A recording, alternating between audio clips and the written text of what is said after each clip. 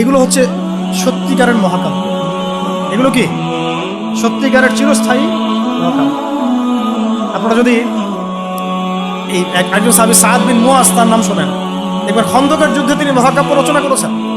খন্দকের যুদ্ধে একটা ক্রুশিয়াল অবস্থা ছিল, সেই সময় তিনি সামনে আগ বেরিয়ে যুদ্ধ করতে গিয়ে তার হাতের মধ্যে তীর লাগে। এই তীরটা ছিঁড়তে গিয়ে তার হাতের ভ্যানটা ছিঁড়ে যায়, রক্তটা ছিঁড়ে যায় বের করতে গিয়ে। এই অবস্থায় আস্তে আস্তে তার শাহাদাত হয়েছে। কিন্তু শাহাদাতের আগে তিনি আল্লাহর কাছে দোয়া করেছিলেন, আল্লাহ যদি কুরাইশদের সাথে আরো কোনো যুদ্ধ বাকি থাকে আমাকে তাহলে জীবিত রেখো। এবং তার শাহাদাতের সময় তিনি বলছেন, এরপর থেকে ইসলামের উপর তারা আর আক্রমণ করতে পারবে না, কারণ আমি এমন দোয়া করেছিলাম যে আল্লাহ যদি কুরাইশদের সাথে আরো কোনো যুদ্ধ বাকি থেকে থাকে আমাকে জীবিত রেখো।